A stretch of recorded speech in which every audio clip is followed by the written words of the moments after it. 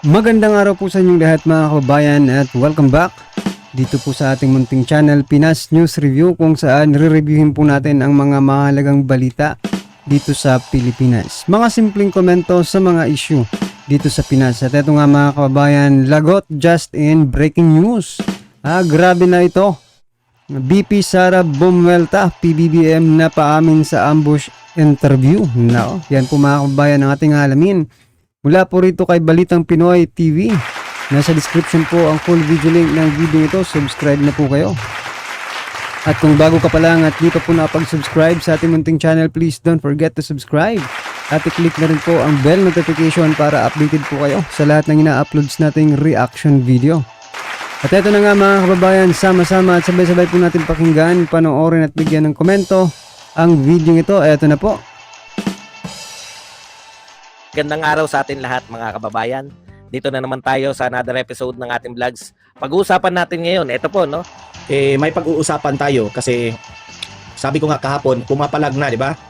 Yung ginawa ni VP Sara, alam kong papalag yung mga kalaban. Ngayon, pag-usapan natin itong isa sa mga pag-uusapan natin, itong ang Makabayad Black. Nagsalita na itong si Franz Castro. Okay? Na pumalag sa komento ng VP Sara Duterte ukol sa mga petisyon versus confidential funds. Okay? So, pakinggan natin itong si Franz Castro at ire-react natin ang kanyang mga sinasabi. Okay? Yan ang isa sa mga pag-uusapan natin. Sa ibang topic naman, si Presidente Bongbong Marcos umamin na alam pala niya yung planong pagpapalit ng liderato sa Senado. Okay? So, pakinggan natin yung ambush interview ni PBBM tungkol nga dito sa nangyari kay Zubiri. Alam pala niya. Okay? Umamin siya eh. Di ba? Mamaya, i-react at pag-usapan natin. Okay? Yan ang ating mga pag-usapan ngayon. Pero bago ang lahat, bago natin ito pag-uusapan, help me po na i-like, i-share itong ating video sa Facebook at sa YouTube para guys, kakalat naman ito sa taong bayan. Okay? Sabay-sabay nating i-like, i-share, like and share. Ready? 1, 2, 3, go! Ayan, thank you very much. And also guys, paki-subscribe, paki-follow ang channel na ito paki-subscribe, follow para lagi kayong updated sa mga balita na kagaya nito at ma-update yung mga cellphones ninyo, no? Ma-notify yung cellphones ninyo kung meron tayong bagong breaking news. Okay? Sabay-sabay nating i-follow at i-subscribe in Facebook at YouTube. 1, 2, 3, go! Ayan, madulas yung kamay ko eh. Ayun, okay go, ayun pala. So, ayan, nakapollow, subscribe na ba lahat? Ayan, ang dami ng mga moderators na nagko-comment. Ayan, simulan na natin kaagad itong ating talakayan dahil tatlo itong ating topic ngayon na pag-uusapan, okay? So, unahin muna natin itong si Presidente Bongbong Marcos. Umaming alam pala niya ang planong pagpapalit ng liderato sa Senado. Okay? So, Presidente Bongbong Marcos, bakit alabo? Pasok! Inamin ni Pangulong Ferdinand Marcos Jr. na alam nito ang planong pagpapalit ng liderato sa Senado. Nilinaw nito na wala siyang kinausap na alinmang partido ukol sa change of leadership dahil nasa out-of-town trip siya nang mangyari ang balasahan. So, meaning to say, alam niya, before nangyari yung kay pagbitiw ni Zubiri, alam niya na mag-change na ng liderato. Bakit mo alam, Mr. President? May usap-usapan na ba? Binanggit ng Pangulo na nabibigyan lang siya ng detalye ukol sa nangyayaring proseso sa pagpapalit ng liderato sa Senado. Pero sinasabi po ni Jinggoy at Escudero mga kababayan na walang outside forces no na may kinalaman po yung presidente sa pagpapalit ng liderato diyan. So kayo po ba ay naniniwala na walang kinalaman talaga ang presidente sa pagpapalit no ng liderato ng Senado? Gayong palang alam ng presidente, mga kabayan, no, na may nagaganap na palitan ng liderato dito sa Pilipinas, sa ating bansa, pero siya po ay nasa ibang bansa. Ibig ko lang sabihin, mga kabayan, di ba?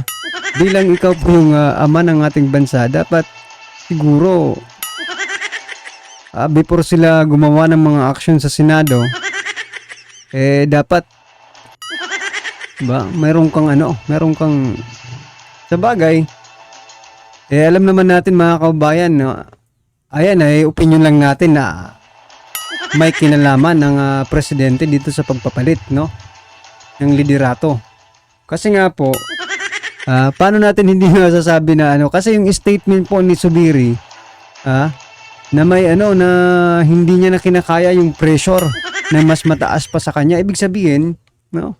Mas mataas pa eh. It's either Vice President or President. So, at saka yung PI. No? At saka yung kay Bato. Yung hearing ni Bato. Kumusta na kaya yung hearing ni Bato? Mukhang wala nang balita, ha? Diba? Yun po yung mga rason ni Zubiri, mga kababayan. So, ano sa palagay nyo, ha? Kasi ako talagang naniniwala at opinion ko po ito, mga kababayan, na may kinalaman po talaga ang presidente dito. Tumanggi namang magbigay ng reaksyon si Senator Zubiri sa naging pahayag ni Pangulong Marcos. Habang wala namang Kasi sa isang interview rin ni Zubiri, para ring nagtatampo si Zubiri kasi ito yung nangyari. Yung mga senador na gustong palitan na itong si Zubiri, ang Malacanang walang ginagawa. Meaning, hinayaan lang ng Malacanang na mapalitan si Zubiri. Ito kasi yung ito kasi yung pulot dulo ng kwentong ito. Si Zubiri ay nagtatampo kay Presidente Bongbong Marcos. Kasi walang ginawa ang Malacanang kundi hinayaan lang ni Presidente Bongbong Marcos na palitan siya.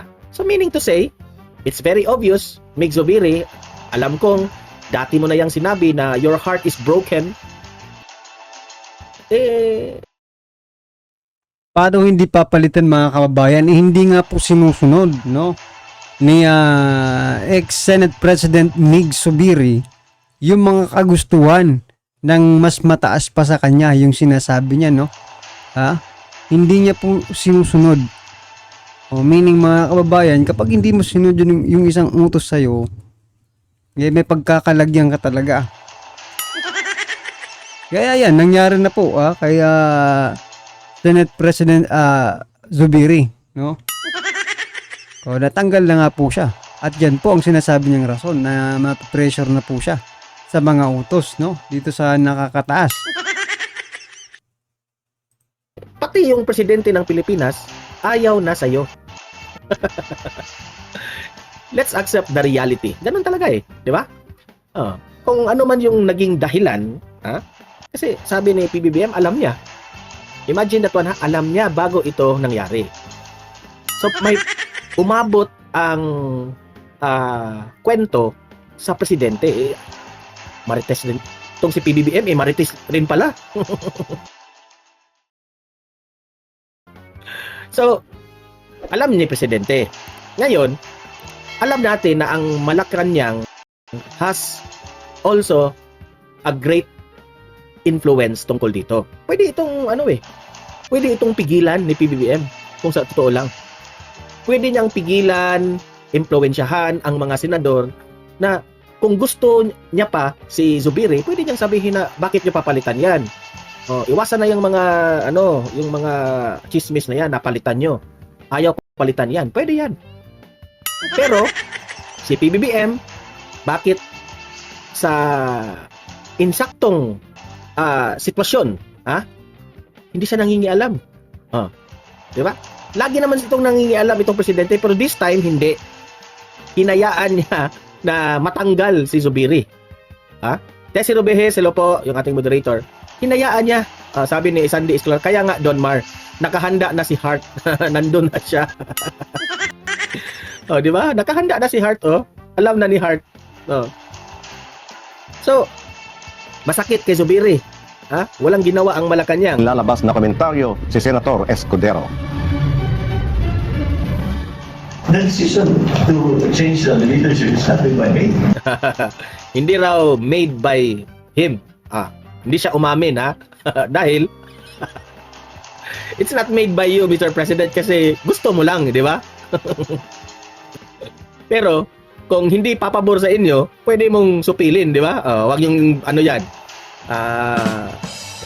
kaalyado ko yan, huwag niyong palitan, kaalyado ko yan, pwede, di ba? Pero it's not made by you, pero hinayaan mo. Ang tanong, Mr. President, lagi kang nagbabanggit ng Uniteam. Akala ko ba unity kayo dyan? Bakit hindi mo ipinagtanggol si Zubiri?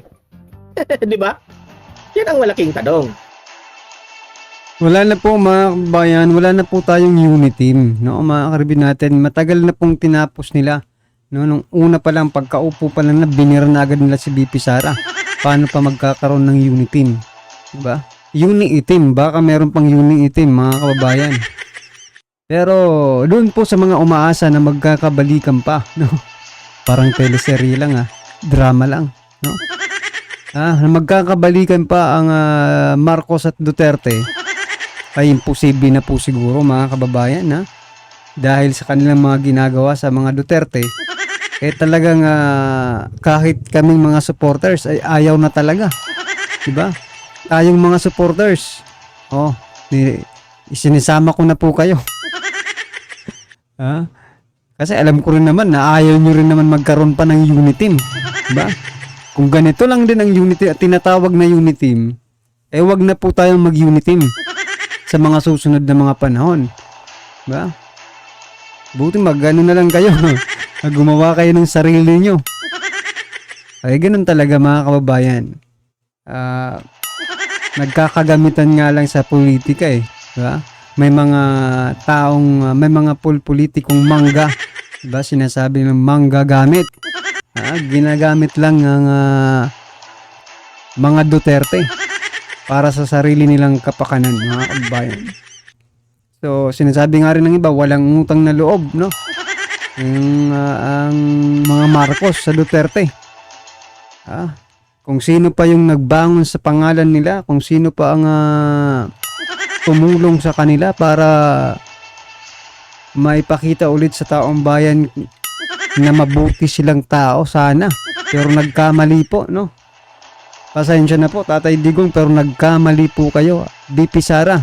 Okay, BP Sara na lang kasi talagang si Tatay Digong ayaw na ayaw pa sa simula pa lang, di ba? Vice President Sara Duterte.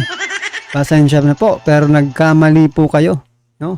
Ng pagpili dito sa inyong ka-Uniteam.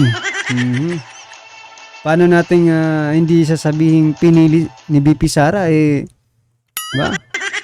Hinarana, halos hinarana si BP Sara para maging sa kanila lang. Sila ang pinili ni BP Sara, wala tayong magagawa. Kasi nadala rin siguro sa magagandang salita, nabudol rin nabudol rin si BP Sara. Kaya ngayon nagkakaganito po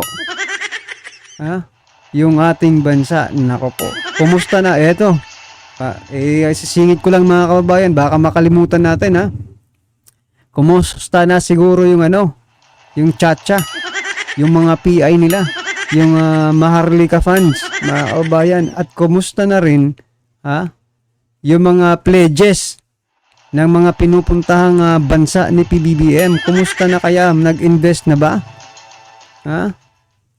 At saka kumusta na ang piso? Magkano ba ang piso ngayon mga kabayan versus dollar? Nako. At hindi po mahina ang piso. Sinasabi nila yan ng anak. Sadyang malakas lang ang dollar. Nako po. Aray ko po mga kababayan ibig sabihin po niyan mga kababayan pabagsak po ang ekonomiya ng ating bansa. Pag mahina po ang peso. Napunta na tayo dito, pero eto, pakinggan muli natin mga kababayan. Bakit hindi mo ipinagtanggol si Zubiri? Uniteam kayo Sa panahon ng kampanya, lagi mong ibinida si Zubiri na si Zubiri ay magaling, di ba? Pero ngayon na ayaw na ng mga senador si Zubiri, wala ka man lang ginawa, hindi mo ipinagtanggol.